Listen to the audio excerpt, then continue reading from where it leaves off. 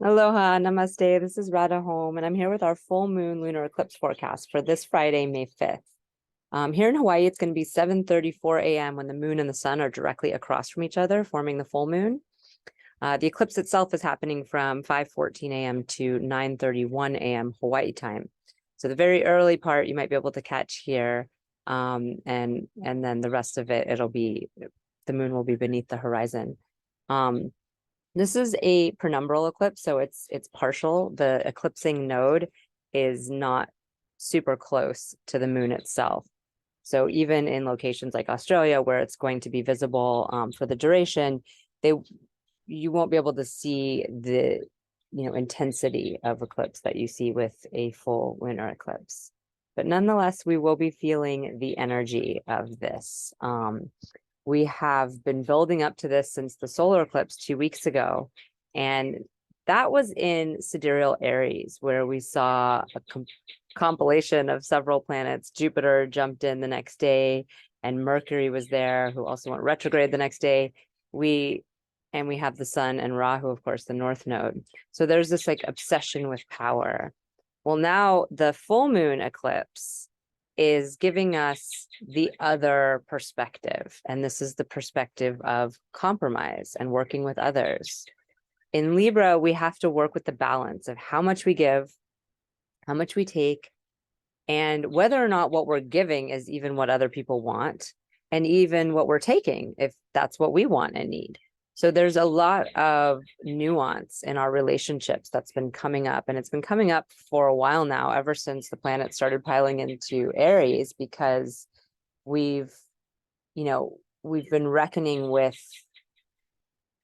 our selfishness, and the fact that we are selfish beings and we have needs and desires, and we've been taught in many ways to feel shame around that, and to have to manipulate or give a lot in order to get what we need. And so this is all coming to the surface right now. The particular star that this full moon is happening in is called Vishaka. And it is Shaka itself is like a fork or a branch. And the prefix of V is like to be opposed, like intensely opposed to something. So it's where we are becoming decisive within the context of Libra, right? If we think about Libra as having different stars, there's this point where it's like, okay, I've compromised enough. I've done, all these things that weren't really part of my path in order to people please and have people like me. And now I need to find my path and take it. And Vishaka is represented by a potter's wheel or a tree with long branches. And it has this quality of effort over time. Like if you put in the time and you put in the effort, you'll yield results. But you need to have that focus, right? You can't be, I'm going to take this road, I'm going to take that road. I'm going to go, which way are you going? I'm going to go that way too. You have to really make a decision. And this can be very hard for people with planets in Libra. There's an indecisiveness that comes when you're trying to always accommodate everyone else and harmonize with everyone else. But as we learned in our solar eclipse, we also can't always just ignore everybody else and do exactly what we want to do, because that creates inimical energy. Ultimately, we're here on planet Earth with other people and we want to relate to them.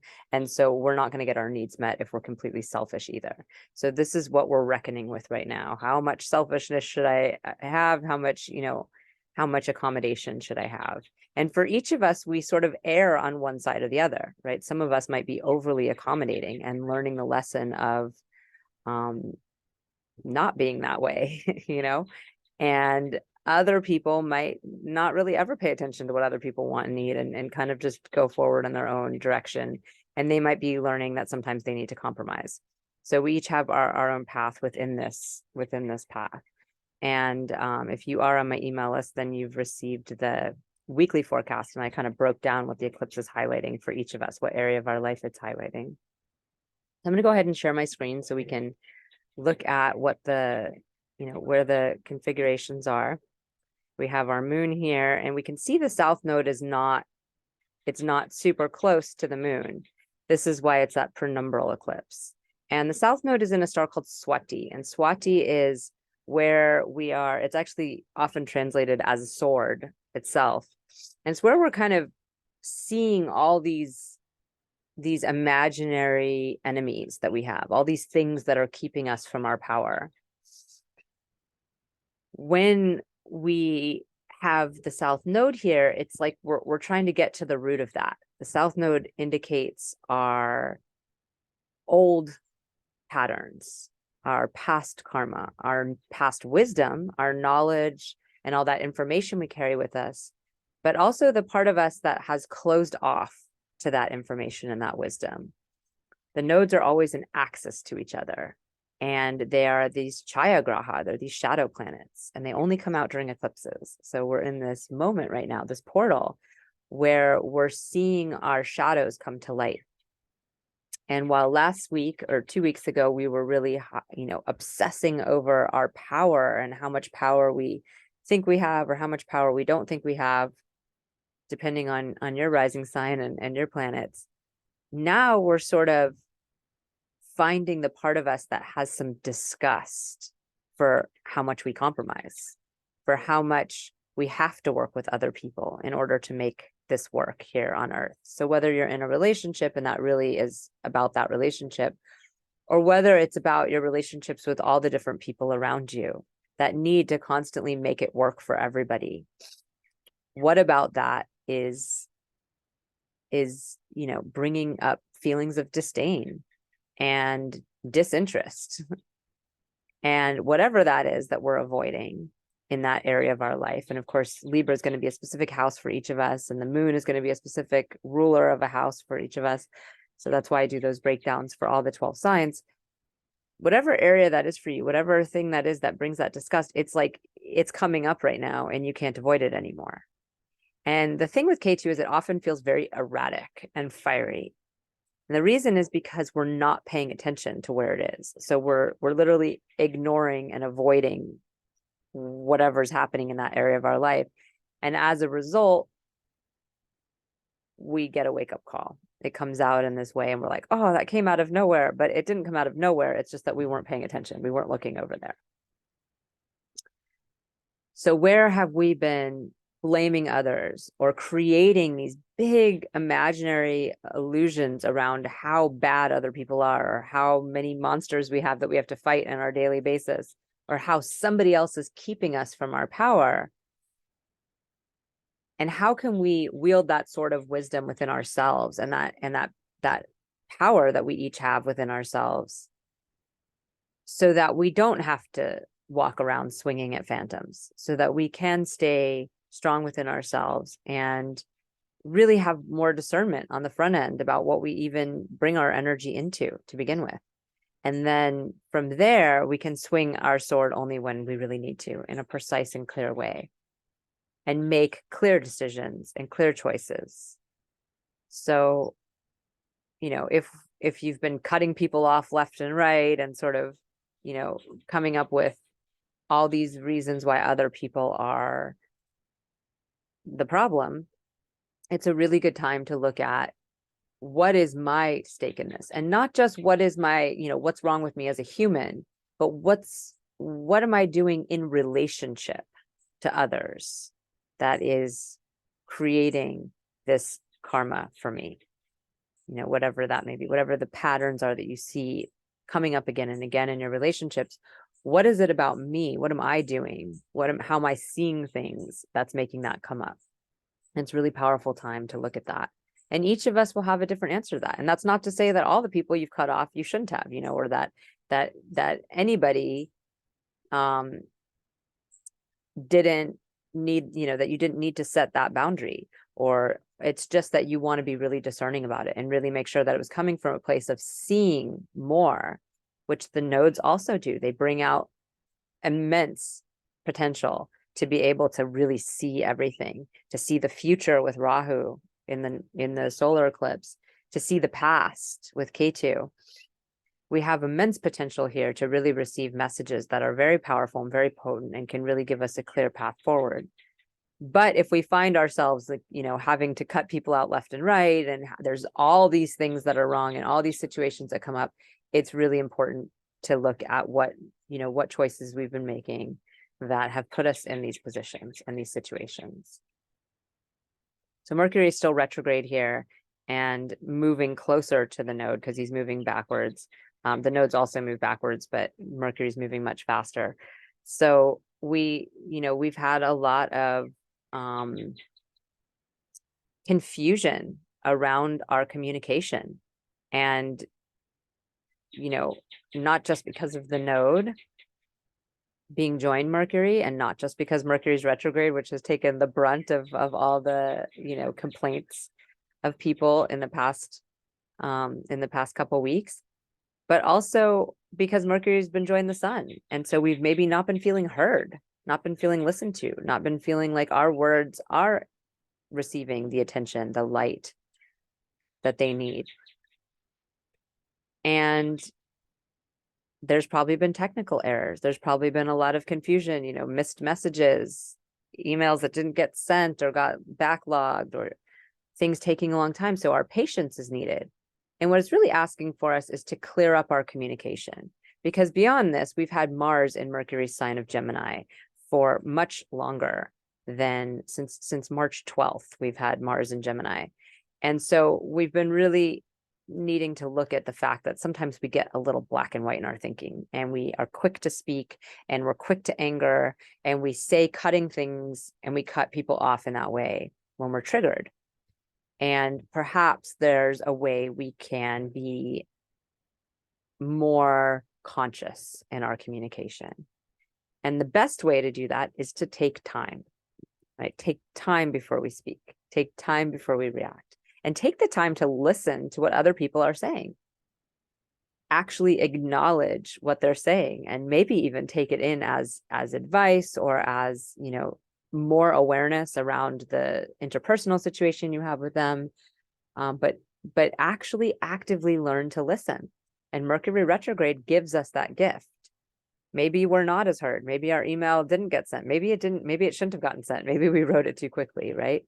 It gives us a chance to review, to revise, to sit with things, to meditate on them, and to go over past things, past contracts, past dealings, past agreements you've made with people.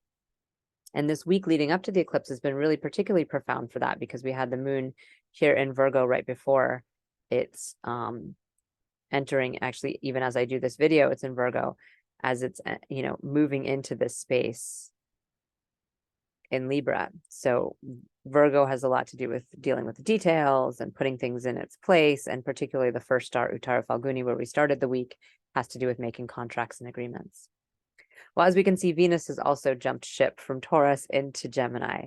So now we have an interesting dynamic here with our language, and Mars is only here for another 5 days. So it's kind of like a 5-day, well, Venus moved here, I believe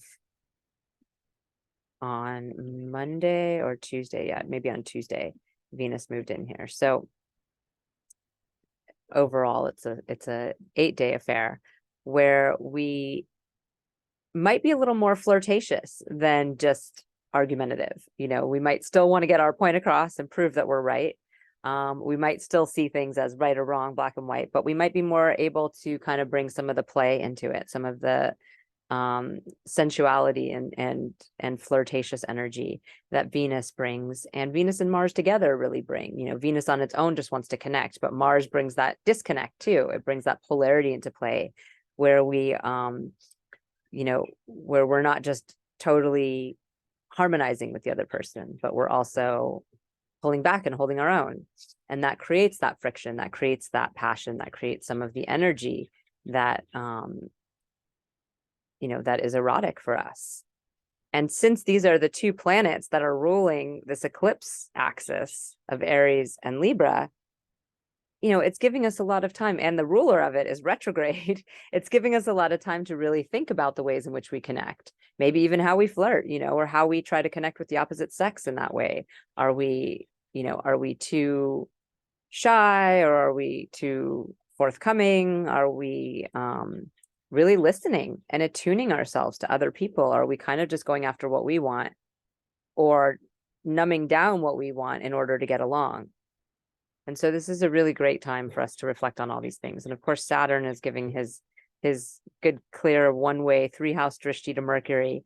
And that 3-house one-way drishti, that gaze, gives us some humility and some commitment and also some practicality to up level, because 3rd house is like learning new skills. Like, what kind of new communication skills can we do here? What can we try different this time that we didn't, that we didn't do all the other times? Because one of the biggest problems we run into is banging our head up against the wall again and again and again, particularly in relationships, and becoming so self-righteous that the other person is wrong and that we're right, that we end up, really hurting our relations and burning a lot of bridges and creating discord that can be insurmountable. It's what breaks people up. What makes it hard for us to come back together in a harmonious place. So we're looking at the patterns around that. We're noticing the ways in which we've been demonizing others. We're noticing the ways in which we've been really black and white in our thinking and disconnective, and trying to bring maybe a little more connection into that, a little more harmony into that. And we're also really trying to up level our skill set and see, can I listen more? Can I be more patient? Can I, care about my own feelings, needs, and desires and express them if I'm not doing that? But also, not put the other person on a pedestal, not give them all of our power, but also not take all the power ourselves, not even be in a power dynamic when we're in one-to-one relationships. This, Venus and the 7th house and Libra are not about power relationships. It's about 2 equal beings who have mutual needs on the table that need to get them met somehow, each of them by giving a little. And Aries isn't even necessarily about power. The sun is, and the sun in Aries creates that dynamic, and Rahu being on the sun created that dynamic. But Aries is about doing what we need to do for ourselves. And we need to do both. We need to do what we need to do for ourselves, and we need to compromise with others. And the best way to do that is to share with each other what our stories are and what our needs are and what our desires are and what our, what our problems are and our feelings, so that we can help each other. Because ultimately, most of us want to help each other. We do want to get along, and we don't want to go at it alone. So this is the lessons we're learning right now. And some of them are very deep and old. The lessons we learned last, 2 weeks ago in the solar eclipse were newer lessons, like newer relationship with our power. And now with Ketu and the moon in Libra, we're really learning about our old stuff, our old patterns, and the things that we don't always look at or pay attention to. So take a deep dive into what all this means for you. And again, if you're not on my email list, you can sign up. I do the weekly forecasts for all 12 signs. And there's also forecasts for the big transits like Jupiter and Saturn for all 12 signs. And so you can check out what this eclipse is doing for you. Namaste and happy eclipsing.